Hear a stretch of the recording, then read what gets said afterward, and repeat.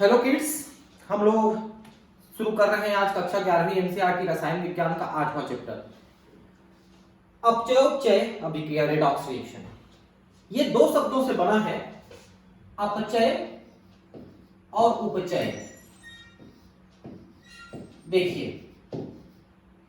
ये दोनों मिलके अपचयोपचय अभिक्रिया कहलाती है, जिसको हम इंग्लिश में रेडॉक्स यानी रिडक्शन और ऑक्सीडेशन मिला के कहते हैं। इसको इन दोनों की एक बेसिक बात समझ लीजिए कि पहली बात ये कि कोई भी अभिक्रिया अकेले रिडक्शन या अकेले ऑक्सीडेशन नहीं होती है। अगर रिडक्शन हो रहा है तो उसी अभिक्रिया में किसी दूसरी चीज का ऑक्सीडेशन होगा, ऐसा है। ठीक है। दूसरी बात यह है कि दुनिया की कोई भी ऐसी रिएक्शन रेडॉक्स रिएक्शन नहीं है, ऐसा नहीं है। मतलब हर एक रिएक्शन रेडॉक्स रिएक्शन। ठीक है, इस बात को भी ध्यान रखिए। अब दोनों में क्या होता है आप समझ लीजिए। अपचय का मतलब होता है ऑक्सीजन का निकलना या इलेक्ट्रॉन या हाइड्रोजन का जुड़ना। जरा ध्यान समझ लीजिए, ऑक्सीजन निकलता है, ठीक है, ऑक्सीजन का निकलना या इलेक्ट्रॉन या हाइड्रोजन का जुड़ना, ये है आपका अपचय। अगर किसी चीज से ऑक्सीजन निकल रहा है तो उसका अपचय हो गया, या इलेक्ट्रॉन जुड़ रहा है या हाइड्रोजन जुड़ रहा है तो वो अपचय होगा। और इसके ठीक उल्टा होता है उपचय, तो रिडक्शन और ऑक्सीडेशन। तो अगर ये 3 पॉइंट आप याद रखेंगे बस, तो आपके पूरे सारे रिएक्शंस आपको समझ में आते चले जाएंगे। ठीक है। विभिन्न पदार्थों का तथा दूसरे पदार्थों में उनके परिवर्तन का अध्ययन रसायन शास्त्र कहलाता है। अब ये आपको जानने की जरूरत नहीं है, अब 7-8 चैप्टर पढ़ने के बाद। ये परिवर्तन विभिन्न अभिक्रियाओं द्वारा होते हैं। अपचयोपचय अभिक्रियाएं इनका एक महत्वपूर्ण समूह है। सारे रिएक्शंस, दुनिया के सारे रिएक्शंस रेडॉक्स रिएक्शन है, लेकिन हम यहां पर गिने चुने कुछ एग्जांपल लेने वाले हैं। अनेक भौतिक तथा जैविक परिघटनाएं अपचयोपचय अभिक्रियाओं से संबंधित हैं। हमारे शरीर में जो अभिक्रियाएं चलती हैं, चाहे आप श्वसन ले लो या पौधों में श्वसन और प्रकाश संश्लेषण ले लो, कोई भी प्रक्रिया है वो जो है रेडॉक्स रिएक्शन है। वैसी भौतिक प्रक्रियाएं हैं, जैसे आग का जलना है ना, इस टाइप की कोई भी प्रक्रिया, ये रेडॉक्स रिएक्शन है। इनका उपयोग औषधि विज्ञान, जीव विज्ञान, औद्योगिक क्षेत्र, धातु निर्माण क्षेत्र तथा कृषि विज्ञान क्षेत्र में होता है। अब इन जो क्षेत्रों का नाम लिखा है यहां पर, ये सभी क्षेत्र जो हैं अपने आप कार्य कर रहे हैं। उनमें से कुछ को पता है, कुछ को नहीं पता है कि हम रेडॉक्स रिएक्शन का उपयोग कर रहे हैं, लेकिन ये चीजें चल रही हैं। इनका महत्व इस बात से स्पष्ट है कि इनका प्रयोग निम्नलिखित क्षेत्रों में अपचयोपचय अभिक्रियाओं में, जैसे घरेलू, यातायात तथा व्यावसायिक क्षेत्रों में अनेक प्रकार के ईंधन के ज्वलन से ऊर्जा प्राप्त करने के लिए, विद्युत रासायनिक प्रक्रमों में, अतिक्रियाशील धातुओं तथा अधातुओं के निष्कर्षण में, धातु संक्षारण, रासायनिक यौगिक जैसे क्लोरीन, कास्टिक सोडा के निर्माण में तथा शुष्क एवं गीली बैटरियों के चालन में होता है। तो जितनी भी चीजें लिखी हैं, ये सबको धीरे धीरे आप रसायन शास्त्र में समझते जाएंगे कि ये सब चीजें कहां पर कैसे होती हैं और वो किस तरह से रेडॉक्स रिएक्शन है। तो आप हमेशा ध्यान रखेंगे, मैंने कहा कि कभी भी ऑक्सीडेशन या कभी भी रिडक्शन एक चीज का नहीं होता, दोनों चीजें एक साथ होती हैं। आजकल हाइड्रोजन मितव्ययिता, द्रव हाइड्रोजन का उपयोग ईंधन के रूप में तथा ओजोन छिद्र जैसे वातावरण विषयों में भी अपचयोपचय अभिक्रियाएं दिखती हैं। देखिए, आज 2021 में ये वीडियो बना रहा हूं मैं, पता नहीं आप इस वीडियो को कब देखेंगे, हो सकता है 2-4-10 साल बाद भी देखें। तो आज के डेट में हम लोग अभी तक ज्यादातर निर्भर रहे हैं जो ईंधन है, पेट्रोल डीजल इस टाइप के ईंधन पे, मतलब जिसको फॉसिल या जीवाश्म ईंधन कहते हैं, उस पर निर्भर है। लेकिन अब धीरे धीरे ये प्रक्रियाएं आगे बढ़ रही हैं और हम लोग रिन्यूएबल एनर्जी, जो पुनर्निर्माण हो सकता है, पुनर्जीवित हो सकते हैं, ऐसे ईंधनों का प्रयोग हम शुरू कर रहे हैं। इनमें सौर ऊर्जा तो है ही है, लेकिन हाइड्रोजन का उपयोग, हाइड्रोजन का उपयोग करके हम ईंधनों का यहाँ पर मतलब ईंधनों के रूप में हाइड्रोजन का उपयोग करके हम अपनी गाड़ियां और विद्युत उत्पादन का कार्य करेंगे। ये भविष्य है हमारा। ठीक है, ओजोन छिद्र कैसे बनता है?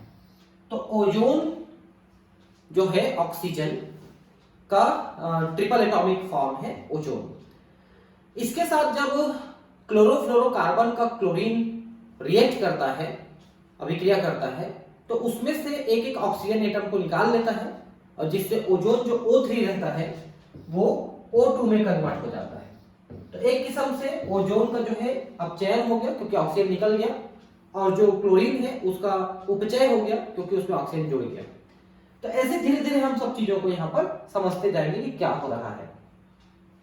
अब इनकी अभिक्रियाओं को हम समझेंगे। अपचय उपचय अभिक्रिया कैसे होती है। मूल रूप से ऑक्सीकरण शब्द का प्रयोग तत्वों तथा यौगिकों के ऑक्सीजन से संयोग के लिए होता था। शुरू में ऑक्सीकरण का मतलब होता था ऑक्सीजन का निकलना, ठीक है, और ऑक्सीजन का जुड़ना। ऑक्सीकरण का मतलब था ऑक्सीजन का जुड़ना। तो ऑक्सीजन का जुड़ना कहां पर होता है? जैसे हम किसी ईंधन को जलाते हैं तो वहां पर वो ऑक्सीजन से जुड़ करके जलता है, तो वो उसका एक प्रकार से ऑक्सीकरण होता है। तो इसको ऑक्सीकरण अपचयन अभिक्रिया भी कहते हैं, इस अभिक्रिया को। ठीक है, वायुमंडल में लगभग 21%, ये 20% लिखा है, 21% डाइऑक्सीजन की उपस्थिति के कारण बहुत से तत्व इससे सहयोग कर लेते हैं। जैसे कि मान लो आप Fe2O3 पढ़ते हो, मान लो ये आयरन का ऑक्साइड है, तो इसमें आप क्या देख रहे हो कि आयरन का जो एटम है वो ऑक्सीजन के एटम के साथ रिएक्ट किया हुआ है। तो इस तरह से बहुत सारी चीजें हैं जो ऑक्सीजन से रिएक्ट करके ऑक्सीकरण कर लेती हैं और उस ऑक्सीकरण के बाद वो स्टेबल हो पाती है, क्योंकि जो ऑक्सीकृत पदार्थ है वो स्टेबल हो जाते हैं, वो स्थिर हो जाते हैं। ठीक है, यही कारण है कि पृथ्वी पर तत्व सामान्य रूप से ऑक्साइड रूप में ही पाए जाते हैं। तो आप जितने भी ओर्स आप निकालते हो, और मतलब अयस्क आप निकालते हो, वो अयस्क जो है सभी ऑक्साइड के फॉर्म में है। चाहे आप आयरन का देख लो, मैग्नीशियम का देख लो, सोडियम का देख लो, और आपका एल्युमिनियम देख लो, सभी ऑक्साइड के फॉर्म में ही मिलते हैं जनरली। ऑक्सीकरण की इस सीमित परिभाषा के अंतर्गत निम्नलिखित अभिक्रियाओं को दर्शाया जा सकता है। अब हम इन अभिक्रियाओं में सिर्फ ऑक्सीकरण की अभिक्रिया को समझेंगे, लेकिन कोई भी अभिक्रिया ऑक्सीकरण अपचयन दोनों है, मैं भी आपको बता रहा हूं। देखिए यहां पर मैग्नीशियम आपने लिया, मैग्नीशियम के साथ ऑक्सीजन जुड़ गया, तो मैग्नीशियम का ऑक्सीकरण हो गया और ये मैग्नीशियम ऑक्साइड बन गया। चलो ये ऑक्सीकरण तो आपने समझ लिया। अब मैंने कहा यहां पर अपचयन भी होगा, तो अपचयन किसका होगा? अपचयन होगा ऑक्सीजन का। ऑक्सीजन का खुद का अपचयन हो जाएगा। हम आगे चल के इलेक्ट्रॉन ट्रांसफर के कंसेप्ट में भी समझेंगे इसको कि कैसे ऑक्सीकरण अपचयन होता है। तो वहां पर आपको समझ में आएगा कि यहाँ कैसे ऑक्सीकरण अपचयन हो रहा है। यहाँ पर आपको सिंपल ये दिख रहा है कि मैग्नीशियम के साथ ऑक्सीजन जुड़ रहा है, तो मैग्नीशियम का ऑक्सीकरण हो गया। ऐसा आप सिंपल परिभाषा आप दे सकते हो। ठीक है, वैसे सल्फर है, उसके साथ ऑक्सीजन जुड़ गया तो सल्फर का ऑक्सीकरण हो गया। तो अपचयन किसका हो रहा है? अपचयन हो रहा है ऑक्सीजन का। यहाँ पर ऑक्सीजन का अपचयन हो रहा है। अभिक्रियाओं में ये जो हमने पढ़ा, मैग्नीशियम और सल्फर तत्वों का ऑक्सीजन से मिलकर ऑक्सीकरण हो जाता है, ये आपने समझा।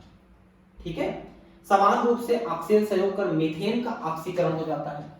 तो आप यहाँ पर देख सकते हैं कि मीथेन जो है ऑक्सीजन के साथ जुड़ करके CO2 बनाया और H2O बनाया।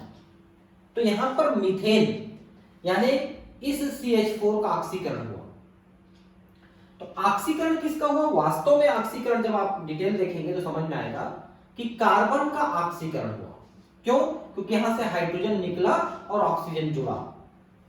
ठीक है, तो कार्बन का ऑक्सीकरण हुआ और ऑक्सीजन का यहां पर रिडक्शन हुआ। क्यों रिडक्शन हुआ? क्योंकि एक तो ऑक्सीजन दूसरे के साथ जुड़ा है तो वहां पर रिडक्शन हुआ, और हाइड्रोजन के साथ जुड़ा है वहां पर रिडक्शन हुआ। तो ऑक्सीकरण और अपचयन दोनों साथ साथ चलता है। हम तो यहां पर सिर्फ ऑक्सीकरण के लिए पढ़ रहे हैं फिलहाल, तो आपको सिर्फ इतना देखना है कि यहाँ पर मीथेन का यानी कार्बन का ऑक्सीकरण हुआ है। अभी आप सिर्फ ऑक्सीकरण देखिए, ठीक है। यदि ध्यान से देखें तो अभिक्रिया में मीथेन में हाइड्रोजन के स्थान पर ऑक्सीजन आ गया है। इससे रसायन शास्त्रियों को प्रेरणा मिली कि हाइड्रोजन के निष्कासन को ऑक्सीकरण कहा जाए। अब देखिए दूसरा कंसेप्ट अब यहां पर लागू करना है। हमने क्या कहा था कि ऑक्सीजन का जुड़ना और इलेक्ट्रॉन हाइड्रोजन का निकलना यह ऑक्सीकरण है। तो वहां पर हमने शुरू में डेफिनेशन देखा था अपचयन का। तो अपचयन में हमने क्या देखा था, ऑक्सीजन का निकलना, इलेक्ट्रॉन हाइड्रोजन का जुड़ना। लेकिन यहां पर हम ऑक्सीकरण देख रहे हैं। तो ऑक्सीकरण का मतलब है ऑक्सीजन का जुड़ना और इलेक्ट्रॉन हाइड्रोजन का निकलना। तो यहां पर ये कार्बन में आप देखिए दोनों प्रक्रिया हो रही है। कार्बन का हाइड्रोजन निकल रहा है, यहां पर भी इसका रिडक्शन हुआ, और ऑक्सीजन यहां पर जुड़ रहा है तो ऑक्सीकरण हुआ। कार्बन के साथ कार्बन से हाइड्रोजन निकल रहा है तो ऑक्सीकरण हुआ, और ऑक्सीजन जुड़ रहा है तो भी ऑक्सीकरण हुआ। ठीक है, क्लियर हुआ? ये दोनों डेफिनेशन यहां पर लागू हो रहा है। तो पहला डेफिनेशन ये था कि ऑक्सीजन जुड़े तो ऑक्सीकरण है। अब दूसरा डेफिनेशन हमको मिल गया कि हाइड्रोजन निकले तो भी ऑक्सीकरण होगा। ठीक है, इस प्रकार ऑक्सीकरण पद को विस्तृत करके पदार्थ से हाइड्रोजन के निष्कासन को भी ऑक्सीकरण कहने लगे। ठीक है, और आगे चल के जब और विकास हुआ तो हमने यह भी पढ़ा कि इलेक्ट्रॉन निकलेगा तो भी ऑक्सीकरण माना जाएगा, यह भी हम पढ़ेंगे। निम्नलिखित अभिक्रियाओं में भी हाइड्रोजन का निष्कासन ऑक्सीकरण का उदाहरण है। अब देखिए यहां पर देखिए H2S, आप देखिए हाइड्रोजन सल्फाइड। इसका जब आप ऑक्सीजन से रिएक्ट कराते हो तो सल्फर में से हाइड्रोजन निकलेगा और सल्फर मुक्त हो गया। ठीक है, और ये हाइड्रोजन ऑक्सीजन के साथ जुड़ के H2O बना है। तो अब हम यहां पर ये कहेंगे कि सल्फर का ऑक्सीकरण हुआ, लेकिन यहां पर आप देखिए कि सल्फर के साथ ऑक्सीजन नहीं जुड़ा है। फिर हम कैसे कह रहे हैं कि ऑक्सीकरण हुआ? क्योंकि यहां पर ये हाइड्रोजन निकला है सल्फर से। अब देखिए सल्फर से हाइड्रोजन निकल गया, इसलिए हमारा जो दूसरा डेफिनेशन है वो यहां पर फिट बैठ रहा है कि H2S में से हाइड्रोजन हमने निकाल दिया, तो सल्फर का यहां पर ऑक्सीकरण हुआ, इसका ये मतलब है। और रिडक्शन किसका हुआ? रिडक्शन हुआ ऑक्सीजन का, अपचयन हुआ। अपचयन मतलब यहां पर ऑक्सीजन देखिए हाइड्रोजन के साथ जुड़ गया है तो इसका अपचयन हुआ। तो ऑक्सीकरण हुआ सल्फर का और अपचयन हुआ ऑक्सीजन का।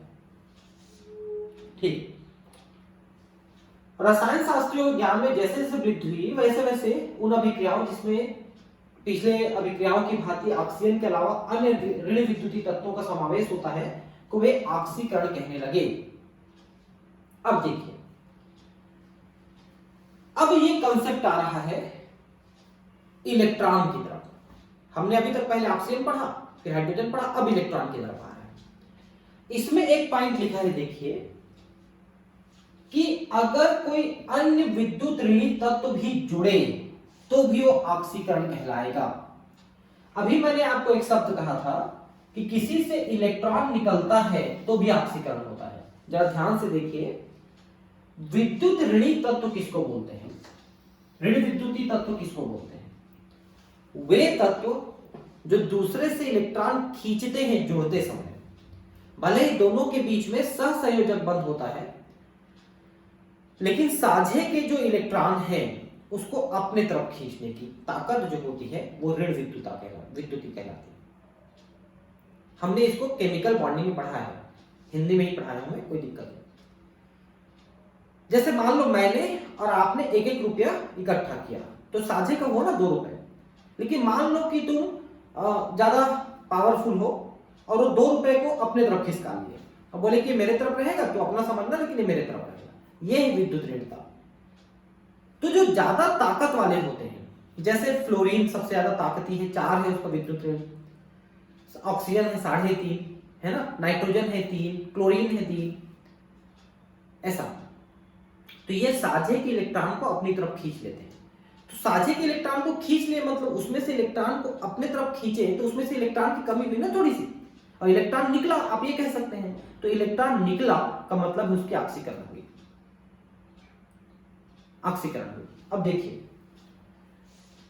मैग्नीशियम का फ्लोरीन के साथ रिएक्शन कराओगे तो मैग्नीशियम डाइफ्लोराइड बना। अब यहां पर ध्यान समझिए कि फ्लोरीन ने मैग्नीशियम के एक एक इलेक्ट्रॉन के साथ साझा किया, एक एक फ्लोरीन ने। लेकिन जैसा मैंने कहा कि फ्लोरीन की विद्युत ऋणता सबसे अधिक है, तो दोनों फ्लोरीन अपने अपने तरफ साझा के इलेक्ट्रॉन को खींच लेते हैं, जिससे मैग्नीशियम में इलेक्ट्रॉन की कमी हो जाती है और फ्लोरीन में इलेक्ट्रॉन की थोड़ी अधिकता हो जाती है। इसलिए मैग्नीशियम जो है यहां पर ऑक्सीकृत हो गया और ये यहां पर अपचयित हो गया, अपन ये मानते हैं।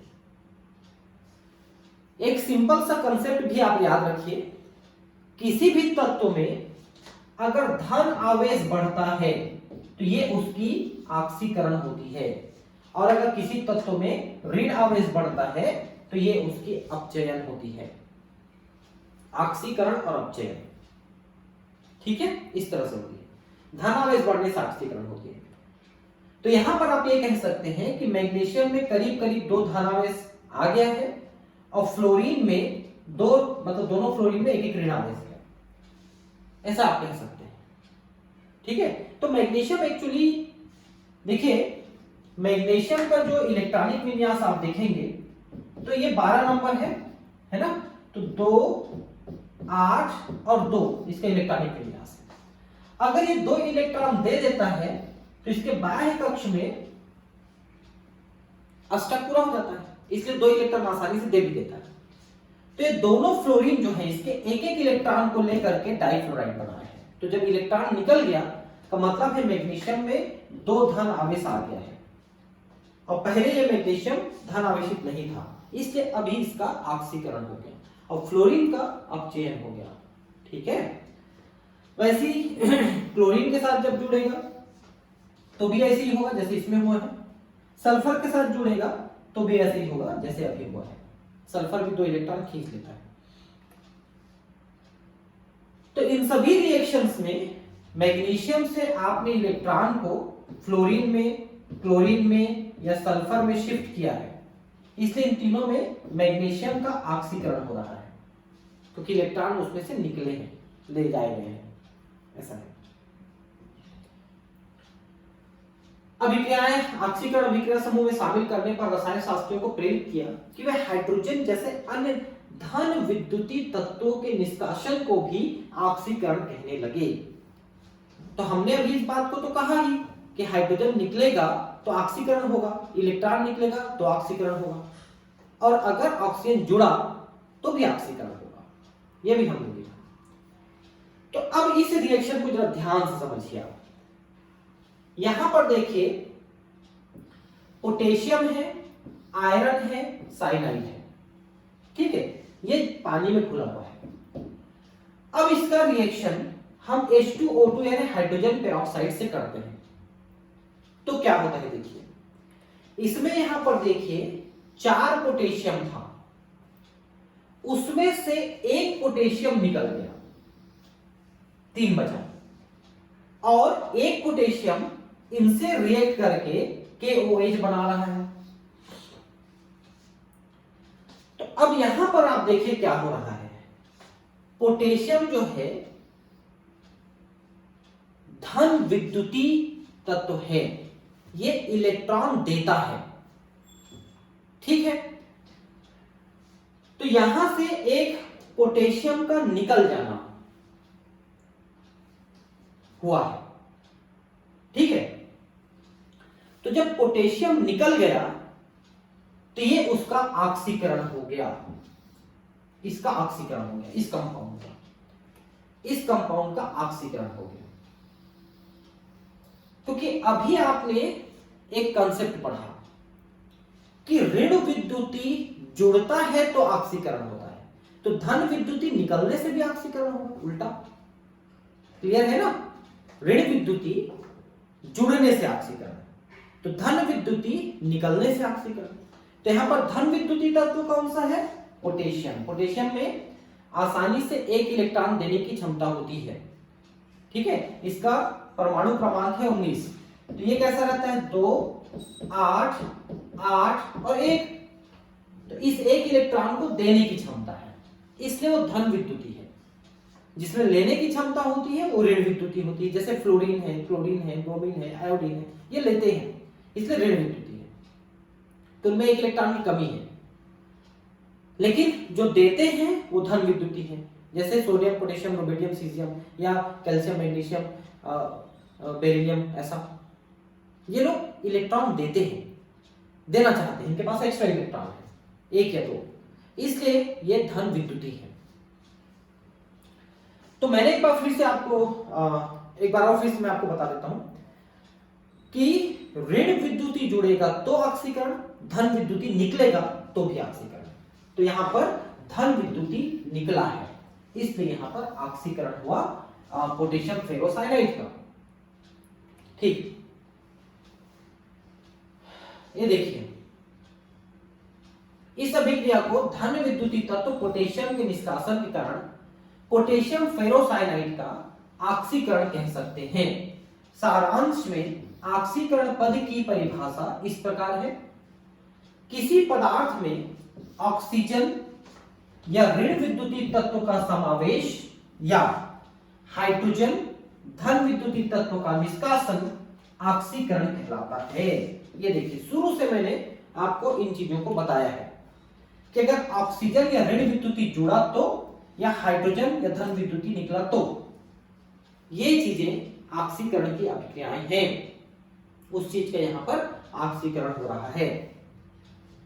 पहले किसी यौगिक से ऑक्सीजन का निष्कासन अपचयन माना जाता था, लेकिन आजकल अपचयन पद को विस्तृत करके पदार्थ से ऑक्सीजन या ऋण विद्युती तत्व के निष्कासन को अपचयन या हाइड्रोजन धन विद्युती तत्व के समावेश को अपचयन कहते हैं। आप एक चीज का परिभाषा याद रखिए, आप ऑक्सीकरण की परिभाषा याद कर लीजिए और ये याद कर लीजिए कि उसमें जो चीज है उसका ठीक उल्टा अपचयन है। जैसे देखिए, ऑक्सीकरण में आपने क्या कहा, ऑक्सीजन या ऋण विद्युती तत्वों का समावेश, ये ऑक्सीकरण है। तो अपचयन क्या होगा, ऑक्सीजन या ऋण विद्युती तत्वों का निकलना, ये अपचयन हो जाएगा। हाइड्रोजन या धन विद्युती तत्व का निकलना ऑक्सीकरण है, तो इनका जुड़ना अपचयन रहेगा। ठीक, तो इस तरह से आप एक चीज की भी परिभाषा याद कर लेते हो तो दूसरी चीज की परिभाषा को ठीक उल्टा करके लिख दो, अपने आप लिखा जाएगा। तो आप याद क्या करेंगे कि ऑक्सीजन ऋण विद्युती तत्व का जुड़ना और हाइड्रोजन धन विद्युती तत्व का निकलना, ये ऑक्सीकरण। बस इतना याद कर लीजिए, दूसरा याद हो जाएगा। अब एक और अभिक्रिया का हम उदाहरण पढ़ते हैं। ठीक है, तो यहां पर देखिए मर्क्यूरिक ऑक्साइड, ये देखिए मर्क्यूरिक ऑक्साइड HgO, क्योंकि यहां पर 2 प्लस है और ये 2 माइनस है तो मर्क्यूरिक है। अगर यहां पर 1 प्लस रहता तो मर्क्यूरस होता। ठीक, जैसे मान लो Hg2O कर देते अपन तो मर्क्यूरस ऑक्साइड हो जाता है। अब यहां पर आप देखिए कि सीधा सीधा इसको गर्म किए हम लोग तो ऑक्सीजन निकल गया। तो इस अभिक्रिया में क्या हो रहा है, ऑक्सीजन निकल रहा है। तो किसका किसका क्या क्या हुआ, मर्क्यूरिक ऑक्साइड में मर्क्यूरिक यानी कि मरकरी का यहां पर रिडक्शन हुआ, मरकरी का रिडक्शन हुआ और ऑक्सीजन का ऑक्सीडेशन हुआ, ऑक्सीजन का ऑक्सीडेशन हुआ खुद का। इस चीज को हम आगे धीरे धीरे आपको समझाएंगे कैसे हुआ। फेरिक क्लोराइड है, हाइड्रोजन के साथ रिएक्ट कराओ तो एक इसमें से क्लोरीन लेकर के ये HCl बना लिया। अब यहां पर क्या हो रहा है, देखिए यहां पर क्लोरीन यानी कि ऋण विद्युती तत्व निकल रहा है। हम ऋण विद्युती तत्व के जुड़ने को ऑक्सीकरण कह रहे हैं। ऋण विद्युती तत्व निकल रहा है यानी कि उसका अपचयन हो रहा है। देखिए ये निकल गया, देखिए, और ये HCl बना लिया। तो इसका क्या हो गया, इसका रिडक्शन हो गया एक्चुअली। ये देखिए विद्युत ऋणी तत्व क्लोरीन का फेरिक ऑक्साइड से निष्कासन, ये एक प्रकार से अपचयन हो गया इसका। दूसरे चीज का ऑक्सीकरण हुआ। किसका ऑक्सीकरण हुआ? हाइड्रोजन का। क्यों ऑक्सीकरण हुआ? क्योंकि इसमें अधिक ऋण विद्युतीय तत्व जुड़ा, इसलिए उसका ऑक्सीकरण हुआ। हमने हमेशा कहा कि अपचयन के साथ ऑक्सीकरण, ऑक्सीकरण के साथ अपचयन अभिक्रिया होगा ही होगा, अकेले नहीं होगा। अब यहां पर देखिए कि ये है एथिलीन CH2CH2, इसमें हाइड्रोजन जोड़े तो CH3CH3 हो गया, यानी एथेन हो गया। अब क्या हुआ इसमें देखिए, इसमें दोनों तरफ एक एक हाइड्रोजन जुड़ा, और हाइड्रोजन का जुड़ना हमने क्या कहा था? अपचयन। मतलब एथिलीन में कार्बन, दोनों कार्बन का अपचयन हुआ, तो ऑक्सीकरण किसका हुआ? ऑक्सीकरण हुआ हाइड्रोजन का। हाइड्रोजन का ऑक्सीकरण हुआ यहां, ठीक है। ये देखिए हाइड्रोजन का योग एक प्रकार से अपचयन है।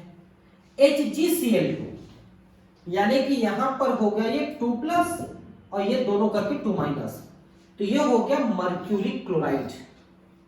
और ये हो गया SnCl2, यानी कि Sn2+ और ये 2-, यानी हो गया स्टेनस क्लोराइड, ठीक है। और Sn4+ होता है स्टेनिक। अब यहां पर आप देखिए क्या हो रहा है कि SnCl2 ने ये 2 मॉलिक्यूल यूज हो रहे, ध्यान रखना, इसमें से एक एक क्लोरीन को निकाल के अपने में जोड़ रहा है, तो ये Cl4 हो गया, और ये 2 अणु Hg2Cl2 बन गए, मतलब एक अणु बन गया Hg2Cl2, ये दोनों मिलकर।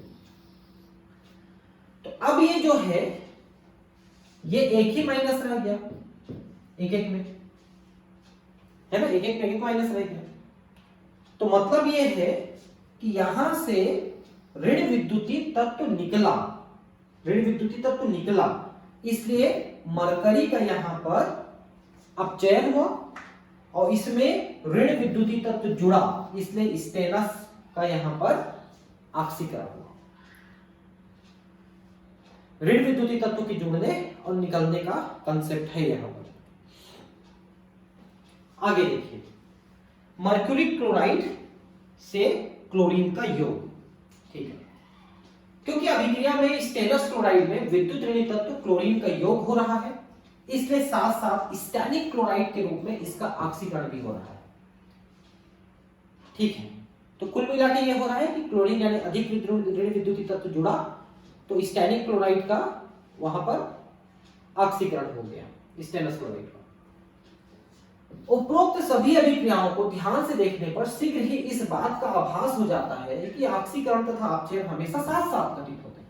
शुरू से मैंने कहा कि ऑक्सीकरण अपचयन एक साथ हो रही, दोनों को समझने की बात है, अकेले कभी नहीं होगा। इसलिए इनके लिए अपचयोपचय शब्द दिया गया है। अपचयन और उपचयन ये 2 शब्दों से बना है। अपचयन का मतलब है ऑक्सीजन का निकलना, इलेक्ट्रॉन हाइड्रोजन का जुड़ना, या ऋण विद्युतीय तत्वों का निकलना और धन विद्युतीय तत्वों का जुड़ना, ये अपचयन है। और ऑक्सीकरण इसका विपरीत है, जिसको उपचय कहते हैं। ऑक्सीकरण को ही उपचय कहते हैं, ध्यान रखेंगे। उपचय का मतलब है ऑक्सीकरण, और अपचयन के लिए तो अपचयन शब्द का ही प्रयोग करता है। नीचे दी गई अभिक्रियाओं में पहचानिए कि किसका ऑक्सीकरण हो रहा है और किसका अपचयन हो रहा है, इसको पहचानिए, ठीक है। तो अब देखिए यहां पर H2S और क्लोरीन है, इसमें से एक हाइड्रोजन निकल गया, मतलब 2 हाइड्रोजन निकल गया, और ये HCl बना लिया और सल्फर अलग हो गया। तो जरा ध्यान से देखिए कि सल्फर में से हाइड्रोजन निकल रहा है, तो सल्फर का ऑक्सीकरण हुआ, और क्लोरीन के साथ हाइड्रोजन जुड़ रहा है, तो क्लोरीन का यहां पर अपचयन हुआ। फिर से एक बार देखिए, सल्फर का यहां पर ऑक्सीकरण हुआ और क्लोरीन का यहां पर अपचयन हुआ, ठीक है। और यहां पर आप देखिए Fe3O4 है, 4 दूनी 8 3 दूनी 6, तो यहां पर फेरिक ऑक्साइड है, इसका एल्यूमिनियम के साथ रिएक्ट करा है, तो आयरन से ऑक्सीजन निकल के एल्यूमिनियम में चला गया, आप देख सकते हैं। तो तो आयरन से ऑक्सीजन निकला है, इसलिए आयरन का यहाँ पर अपचयन हुआ, और एल्यूमिनियम के साथ ऑक्सीजन जुड़ा है, यहाँ पर उपचयन हुआ, ऑक्सीकरण हुआ। सोडियम के साथ हाइड्रोजन जुड़ा तो सोडियम हाइड्राइड बना, यहाँ पर सोडियम का अपचयन हुआ और हाइड्रोजन का उपचयन हुआ। हर एक तत्व का अपचयन उपचयन होता है। आप सभी का अलग अलग डिफाइन कर सकते हो। जैसे हमने पहले वाले में पढ़ा कि सल्फर का ऑक्सीकरण हुआ, क्लोरीन का अपचयन हुआ, तो हाइड्रोजन का क्या हुआ? हाइड्रोजन का ऑक्सीकरण हुआ, उपचय हुआ, क्योंकि उसके साथ अधिक ऋण विद्युत जुड़ा है। सभी के लिए आप डिफाइन कर सकते हो, ठीक है, इस तरह से। ये देखिए H2S का ऑक्सीकरण हो रहा है क्योंकि हाइड्रोजन से ऋण विद्युतीय तत्व क्लोरीन का संयोग हो रहा है ना।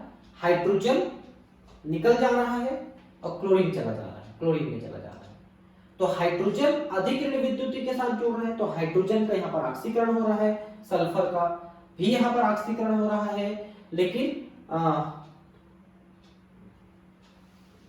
जो क्लोरीन है उसका अपचयन हो रहा है। धन विद्युतीय तत्व हाइड्रोजन का सल्फर से निष्कासन हो रहा है, सल्फर से निकल रहा है धन विद्युतीय तत्व हाइड्रोजन, तो हाइड्रोजन के संयोग के कारण से क्लोरीन का अपचयन हो रहा है।